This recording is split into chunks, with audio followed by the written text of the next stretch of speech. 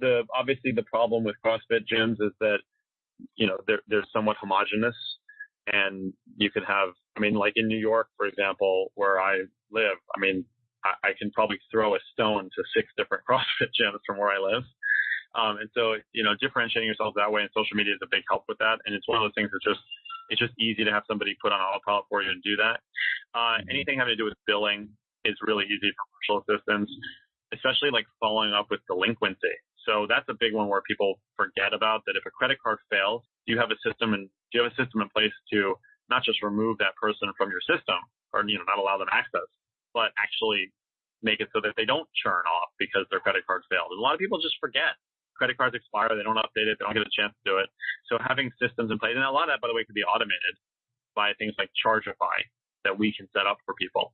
Other things like client outreach, and doing those kind of like emails to get people more engaged and setting that up. Event logistics, if you're going to do a workshop and you need to promote that and get tickets organized and all that kind of stuff, you can do that as well. Ordering supplies, that's a good one too.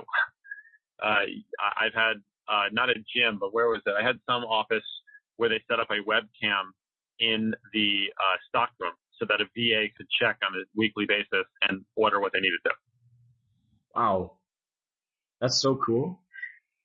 So, for example, like a lot of us have very specific software that we use for booking and billing and tracking, members and stuff like that.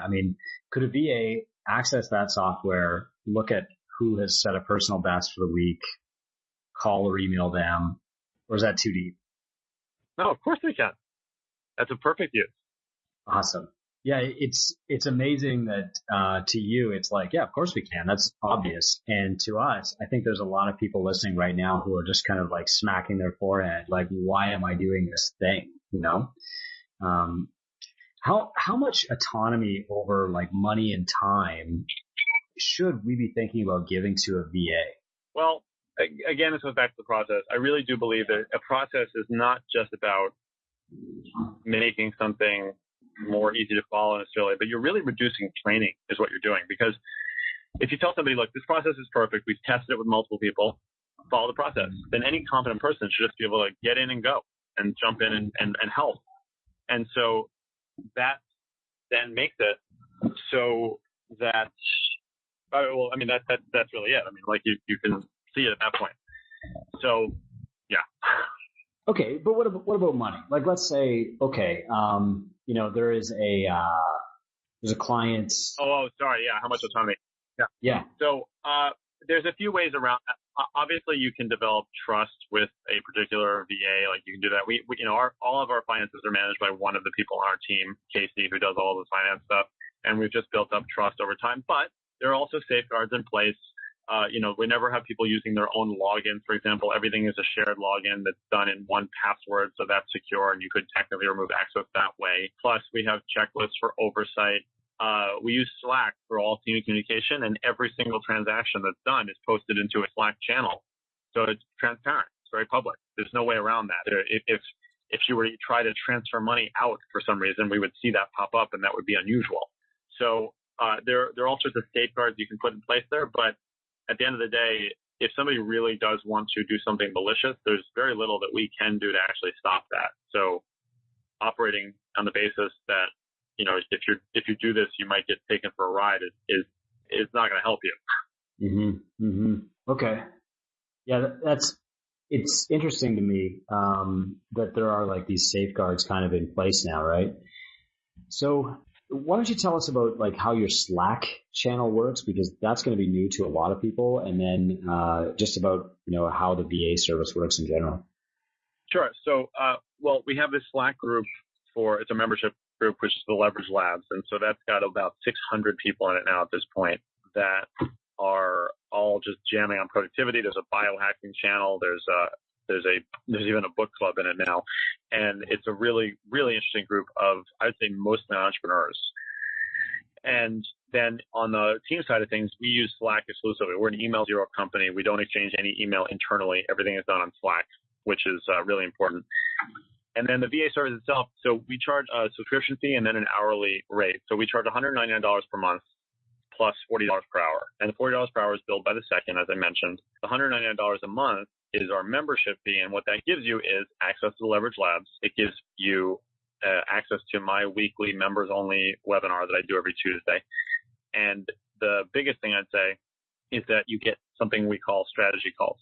So they're 20-minute, essentially coaching calls that you can book anytime. They're unlimited and they're not billable time, to really just talk through a productivity challenge and how it can be improved and how it can be put into a better process or how it can be offloaded. And that's one of the real key value that we give for the subscription that people love. Yeah, that's really awesome. I love that you don't just go straight to the VA. Okay, so Ari, one of the, we were kind of talking over lunch there, but one of the most profound things that you said that actually stopped me in my tracks for a couple minutes was this concept of freelancing. Now, in the gym industry, it's kind of been this pervasive myth that only career coaches should be taken seriously, that anybody who's coaching should want to make a full-time career at this. But there are a lot of people who really just want to coach 2 or 3 hours a week and they want to trade for their membership. Can you just kind of share your philosophy and thoughts on the freelance lifestyle? Yeah, I think that we're in a situation now. I believe that we are helping to shape the future of work, because every freelancer can work when they want and where they want, but we offer something unique, which is that they can work on what they want. And we do that through a number of very sophisticated matching algorithms that let people see what's a match for their skill set, and then they can choose, which means that they're more engaged, more excited about it. They want to do it. And what we're finding is that people love this work. They love the job. They love the flexibility. We have lots of people who are stay-at-home parents, and we're very open. We do a Zoom huddle every week with the whole team, and I'd say a third of the screens have a kid in them because the kids wandered up and gotten on, and I've done that myself. And that's awesome. And that's fine, because that's what you coach.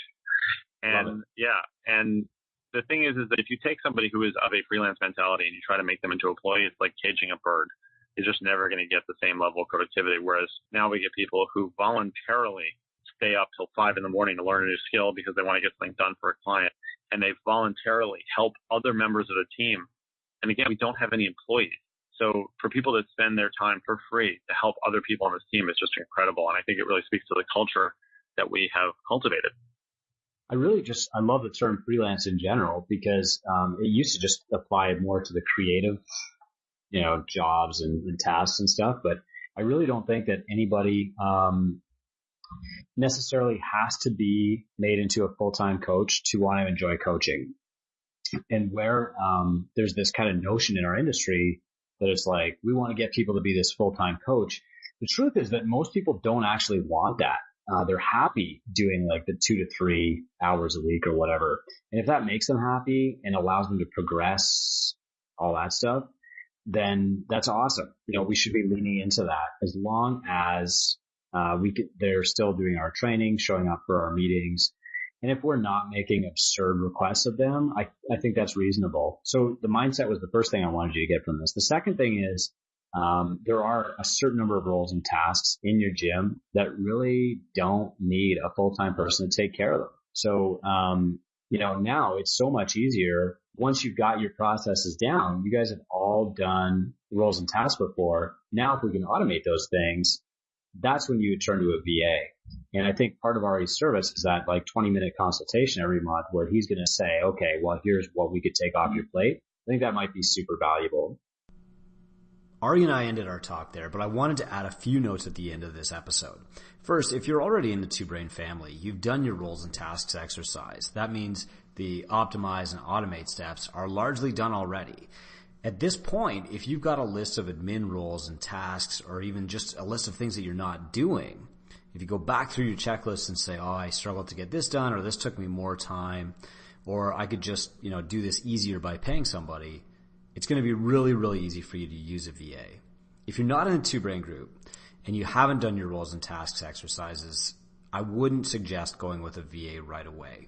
You need to know exactly what it is that you want them to do, or else, just like a salary, you're going to fall into the exact same trap of paying somebody for time, and then their work is going to expand to fill that time.